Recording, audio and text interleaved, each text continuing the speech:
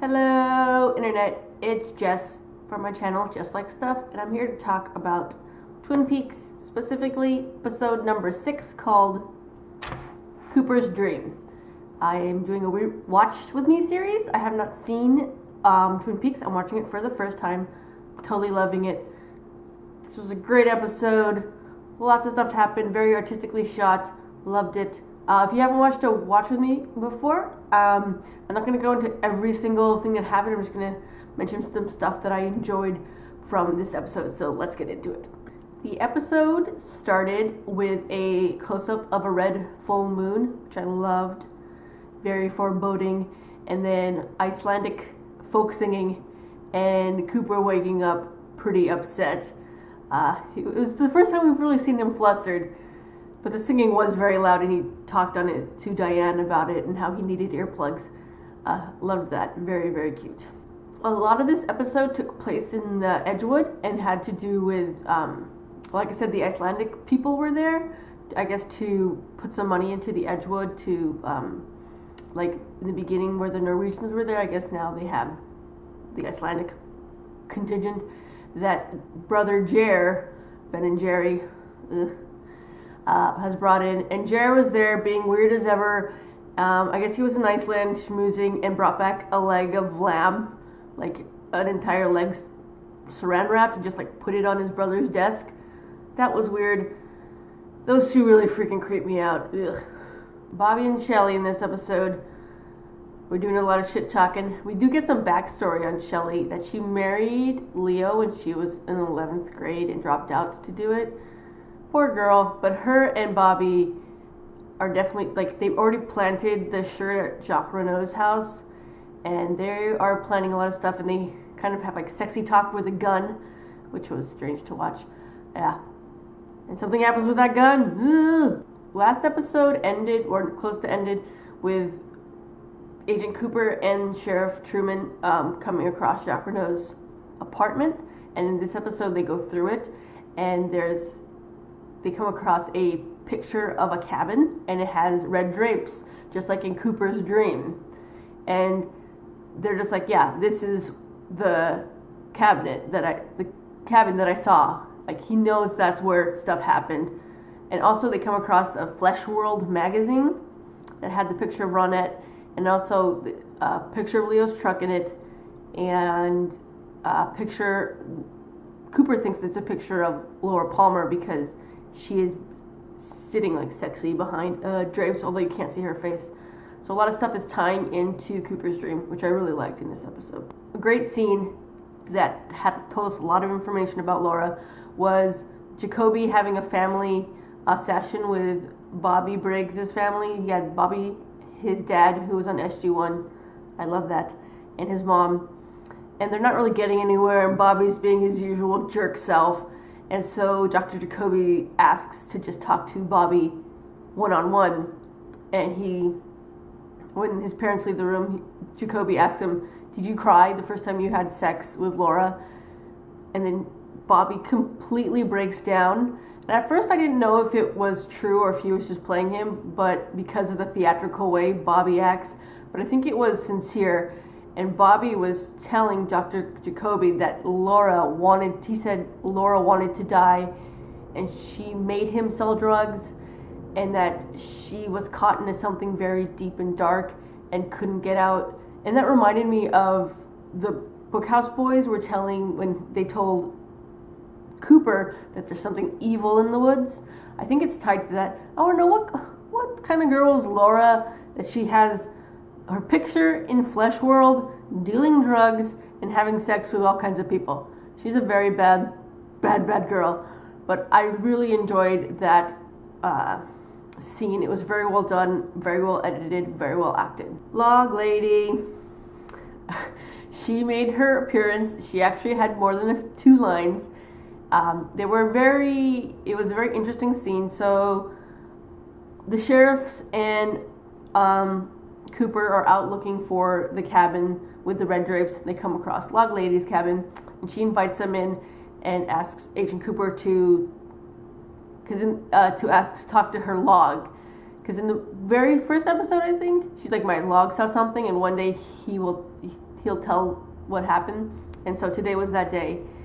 And she talked about an owl a lot and mentioned hearing voices in the woods and screaming, 2 female voices and 3 male voices. So we're assuming it's Ronette and Miss Laura Palmer, and we're not sure who the men are. But it was just, I loved the dialogue in it. Very idiosyncratic. He was talking to a log, but they did it. They talked to a log and we found it. I loved Log Lady, just her style, and she offered them tea and cookies and cake, but they didn't have cake. But you can't eat your cookies yet because you have to wait for the tea to steep. Very much enjoyed that scene. I just love this little town of crazy people. The sheriffs come across the cabin, and it's definitely bad stuff happened there. They found Twine, that bird named Waldo, who it was the kind of bird that possibly bit the shoulder, and a poker chip that was missing a J. So this is where bad stuff happened. so much stuff. I really hope they tie it together because there's only a couple more episodes till the end of the season. I hope they're probably not going to, but I love that this is definitely a key in the mystery. Everyone's favorite Invitation to Love was on. We saw a little bit of it, and Chet was being beat up by a guy in a leather jacket, and so I totally knew someone was going to get beat up. I was very surprised who got beat up actually, and it was Leo. Leo got hit in the face by Hank, and Hank is Norma's husband who just got out of prison. He's a really bad guy. He just walked right up to Leo and socked him in the face, which I enjoyed because Leo is terrible. But still, I think Leo is being replaced by the terrible Hank. Hank. The final, well, not the final scene, but the big centerpiece at the end was a big get-together with the Norwegians at the Edgewood. And we see a lot of stuff happening. Catherine is there, pouting because Benjamin Horne's a jerkface. Leland comes in and starts cry dancing, and then everyone else starts cry dancing. Leland is such a mess. I totally empathize with him because I couldn't fathom losing a child or anyone in my life. It'd be horrifying. But every time he comes in and he hears that music, he wants someone to dance with him, so Catherine dances with him, and then he starts breaking down and going and then she does it too, in a mocking way, kind of not trying to stir the boat because they don't want the Icelandic people to leave. And then everyone starts doing this I've lost my child dance.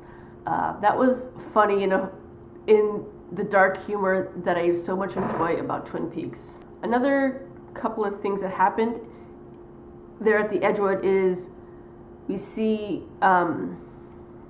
Audrey spying on her father, and she sees that Catherine and her father are going to burn down the mill.